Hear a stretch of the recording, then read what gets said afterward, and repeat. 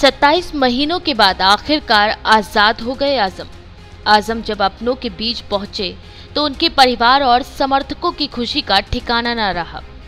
आजम खान ने घर पहुंचते ही प्रेस कॉन्फ्रेंस बुलाई और इस दौरान वो भावुक भी नजर आए। प्रेस कॉन्फ्रेंस की शुरुआत में ही उन्होंने अपनी तबीयत नासाज होने की भी बात कही, जो उनके चेहरे पर भी साफ नजर आ रहा था। प्रेस कॉन्फ्रेंस के दौरान आजम ने अपने जेल के सफर के बारे में, उस दर्द के बारे में बताया। शुरुआत उन्होंने सुप्रीम कोर्ट जिंदाबाद के नाम से की।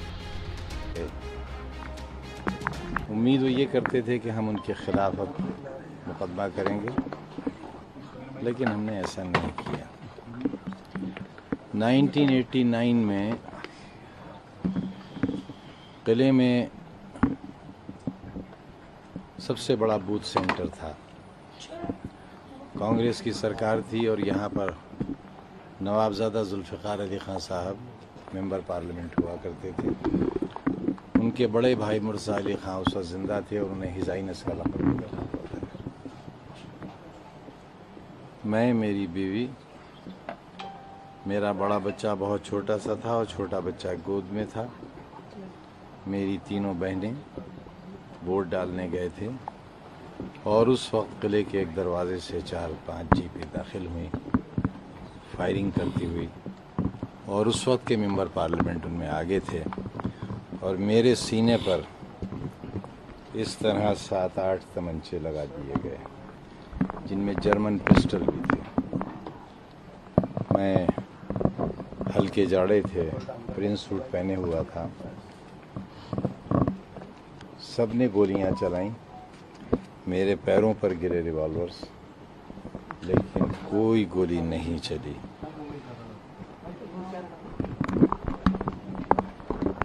पुलिस फायरिंग हुई, कई 100 राउंड गोली चली। मेरी मौत नहीं आई थी, मैं नहीं मरा।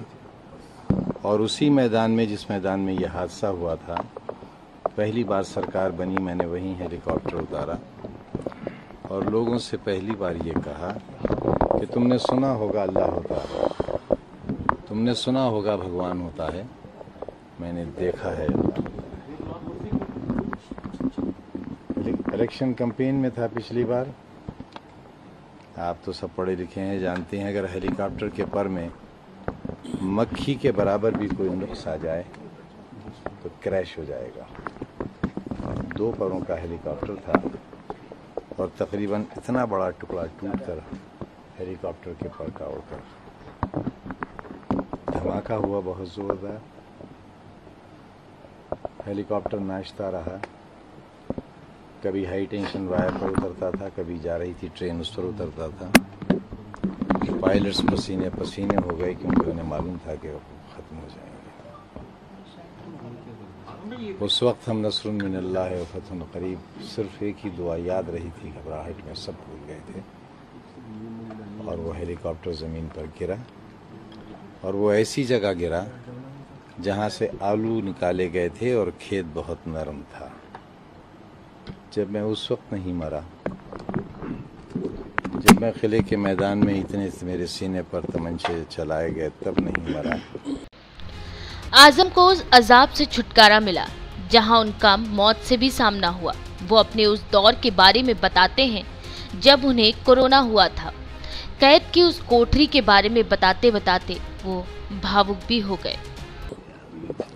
मुझे इतना भयानक कोरोना हुआ कि पूरे अस्पताल में मैं अकेला जिंदा बचा था। मेरे सामने से सारी लाशें जाती थी, मेरे सामने वार्ड खाली होता था और फिर भर जाता था। मैं तब नहीं मरा। मेरे चाहने वालों ने बहुत कोशिश की, मैं फिर जिंदा बाहर आ गया। मैं समझता हूँ कि जो एजुकेशन कमीशन मैंने शुरू किया है वो रहे या न रहे,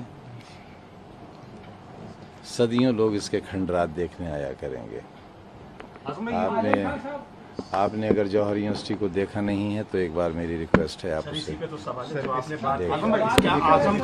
आजम ने इस दौरान एक बड़ा खुलासा भी किया कि कैसे उन्हें जेल में एनकाउंटर की धमकी दी गई थी।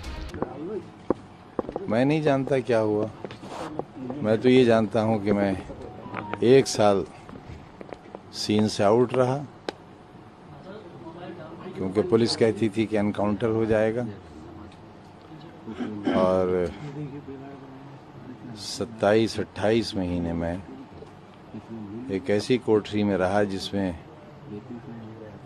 उन लोगों को बंद किया जाता था जिन्हें 2 दिन बाद फांसी देना होती थी। बिल्कुल अकेला रहता था,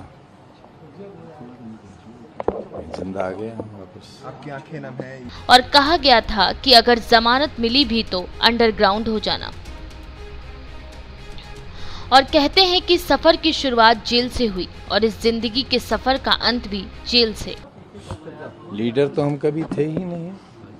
अगर लीडर होते तो इतने बहुत से काम कर नहीं पाते। अगर लीडर होते तो यूनिवर्सिटी नहीं बना पाते, बच्चों के स्कूल नहीं बना पाते। और आपको ये मालूम होना चाहिए कि मौलाना मोहम्मद अली जौहर ट्रस्ट, जिसका मैं चेयरमैन हूँ, और यूनिवर्सिटी का जिसका मैं चांसलर हूँ, ये नॉन बेनिफिशियरी ऑर्गेनाइजेशन है। हम लोग इसमें देते हैं पैसा, न तो सैलरी लेते हैं, खाना और नाश्ता भी हमारा घर से जाता है, न हम न हमारा कोई सदस्य। हाँ, ये अलग बात कि जब दरोगा जी हमारा बयान लेने के लिए जेल में गए तो उन्होंने बहुत तारीफ करी कि आपने बड़ा अच्छा शहर बनाया है, यूनिवर्सिटी बड़ी अच्छी बनाई है। हमदर्दी जाहिर की और ये भी कहा कि आप जब रामपुर आएँ जमानत पर तो कोशिश करिएगा कि भूमिगत रहें। आप पर इतने मुकदमे हैं कि आपका इनकाउंटर भी हो सकता है। तो जब ये थ्रेटनिंग मुझे जेल में मिल सकती है, उसके बाद तो फिर कोई अपना कोई पराया रह ही नहीं जाता। आजम इतनी वक्त के बाद जब बाहर आए तो अपने उसी अंदाज में नजर आए। रामपुर पहुंचते ही उन्होंने अपनी गाड़ी से समर्थकों को संबोधित भी किया।